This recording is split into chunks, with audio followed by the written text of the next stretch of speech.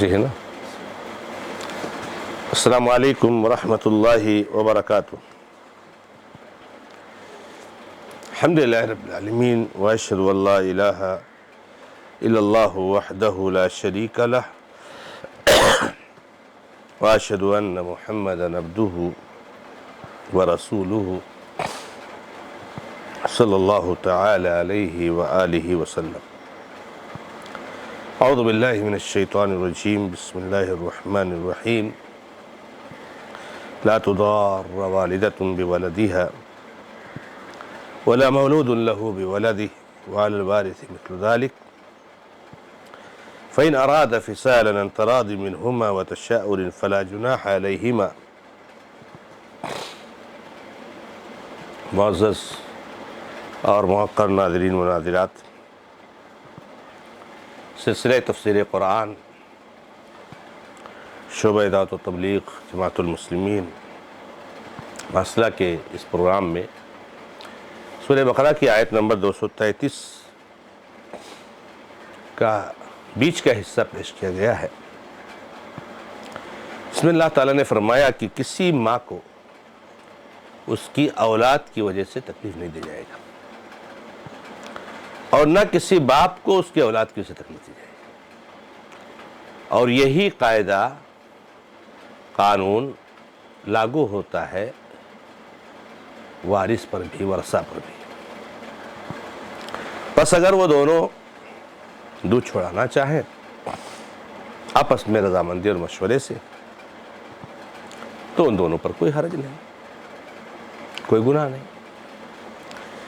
گزشتہ درس میں آپ نے سنا کہ اس آیت کریمہ میں اللہ تعالیٰ نے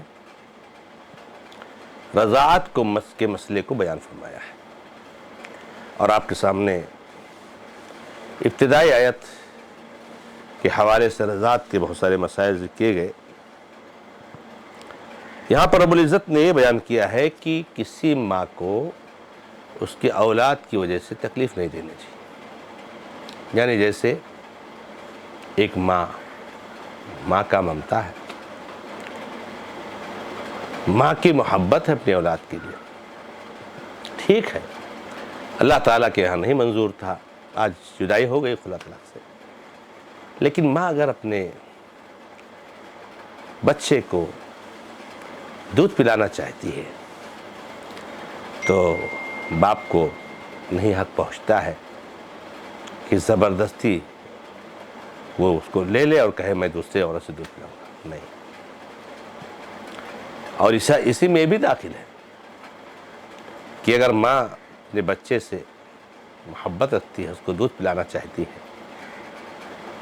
تو باپ اس محبت کا فائدہ اٹھا کر یہ بھی نہ کرے کہ بس ٹھیک ہے میں کچھ پیسے نہیں دوں گا، جو اس کو کھانا کپڑے کا بنتا ہے نہیں دوں گا، کیونکہ وہ جانتا ہے کہ ماں اس کے بغیر نہیں رہ پائے گی۔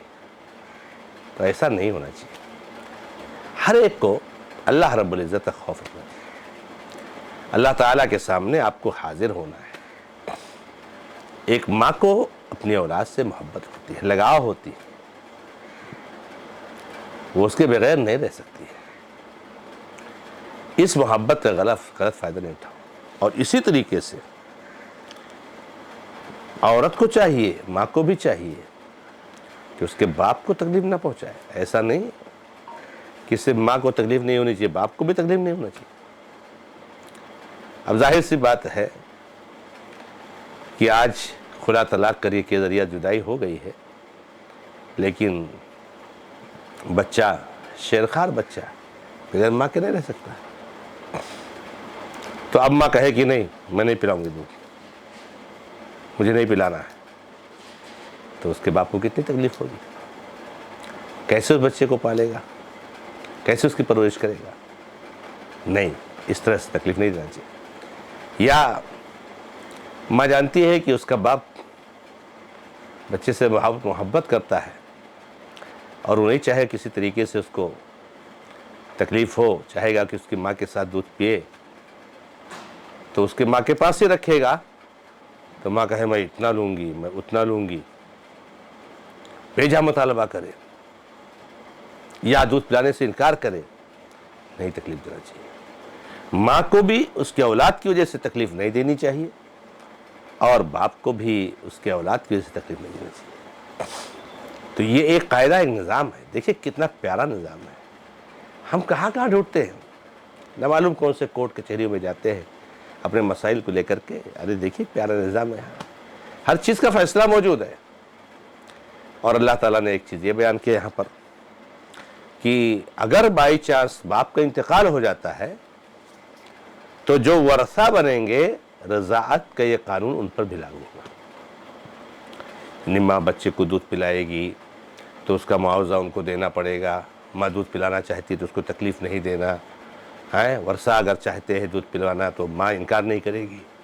اور کہیں باپ کا انتقال ہو گیا تو جو اس کے ورثہ ہوں گے ان کے اوپر بھی یہی نظام لاگو، یہی دستور ان کے لیے۔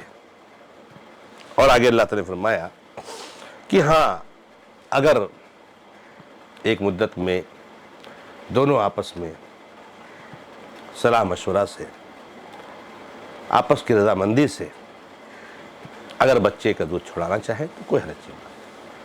مان لو 1 سال ہو گیا، 1.5 سال ہو گیا، ماں چاہتی ہے کہ وہ دوسری شادی کرے، اس کے سامنے کوئی مناسب رشتہ آیا ہوا ہے تو وہ اس کے باپ سے کہے بھائی کہ میں اب دودھ نہیں پلا پاؤں گی، میں چھڑا دیتی ہوں، تو آپس میں مشورہ اور رضامندی اور صلح سپاٹ کے ذریعے پہلے چھڑا لیتے ہیں تو کوئی حرج نہیں۔ اور یہ اس بات کی دلیل ہے کہ 2 سال مدت یہ واجب نہیں ہے، 2 سال تک دودھ پلانا واجب نہیں ہے، وہ اکثر مدت ہے۔ اگر 1.5 سال میں، 1.25 سال میں، 1.25 سال میں اگر باپ اور ماں دونوں رضامندی سے، آپس کے مشورے سے بچے کا دودھ چھڑا دیتے ہیں، خاص طور سے کوئی مسئلہ ہے، کوئی مجبوری ہے، تو کوئی حرج کی بات نہیں، کوئی حرج نہیں۔ اللہ رب العزت نے یہاں پر اس کو صاف طور سے بیان کیا کہ اس طرح سے کرنے میں کوئی حرج کی بات نہیں، آپس میں رضامندی ہونی چاہیے۔ اب ذرا تصور کیجئے کہ یا شوہر اور بیوی میں جدائی ہو گئی، لیکن اللہ رب العزت نے کتنا محبت کا ماحول رکھا ہے اولاد کو پرورش کرنے کے لیے، اولاد کو دودھ پلانے کے لیے۔ آج ہمارے ماحول اور معاشرے کا جائزہ لیجیے، خلا طلاق ہو گئی، دونوں خاندانوں میں دشمنی، جتنی اس کی بے عزتی کر پائیں گے لڑکے والے لڑکے کریں گے، لڑکی والے لڑکے جتنی بے عزتی کر پائیں گے، ایک دم راز کی باتیں لوگوں کے سامنے کھول کر اس کی بے عزتی کرنے کی کوشش کرتے ہیں، اتنی تکلیف دیتی ہے۔ میرے بھائیوں، میری بہنوں، ایک تو خلا اور طلاق کے قریب نہیں جانا چاہیے، لیکن اگر وہی اس کا حل ہے تو اس کے سامنے سر تسلیم خم کر دو، اور یہ جان لو کہ اللہ رب العزت نے آپ کو اجازت نہیں دی ہے کہ آپ کی کسی کی بے عزتی کرو، توہین کرو۔ پیار محبت کے ساتھ سارے معاملات کو حل کر لیے جائیں، لین دین کے معاملات، وہ مہر وغیرہ، دیگر متاع طلاق ہے، بچے کا مسئلہ ہے، سارے پیار محبت سے حل کر لیے، کیونکہ اللہ جو کرتا ہے وہی کرتا ہے۔ نکاح ہوا اللہ رب العزت کے حکم سے ہوا، آج طلاق ہو رہی ہے، خلا ہو رہا ہے، اللہ رب العزت کا حکم ہے۔ آگے کے لیے اس کے لیے دعا کیجئے، وہ اس کے لیے دعا کرے۔ تو اس طرح سے پیار محبت کے ساتھ اپنے سارے معاملات کو سلجھانے کی کوشش کرنا چاہیے۔ اسلام دشمنی کی، نفرت کی، دونوں خاندانوں میں دوری اور لڑائی اور جھگڑے کی اس کی اجازت اسلام نہیں دیتا ہے۔ کتنا پیارا نظام اللہ تعالیٰ نے دیا ہے، اور کتنے پیار سے اللہ رب العزت نے ہم کو سمجھایا ہے۔ تو اس لیے ہمیں اور آپ کو سمجھنا چاہیے۔ اللہ رب العزت سے دعا کرتا ہوں کہ رب العزت ہمیں اور آپ کو قرآنی ہدایات کے مطابق زندگی گزارنے کی توفیق عطا فرمائے، اور ہمیں اس کی توفیق دے، ہم اس کی کوشش کریں، اس کو اپنے زندگی میں نافذ کریں۔ ھذا ما عندی، اللہ تعالی عالم، الحمدللہ رب العالمین، صلی اللہ علی محمد وسلم تسلیما کثیرا۔ السلام علیکم ورحمۃ اللہ وبرکاتہ۔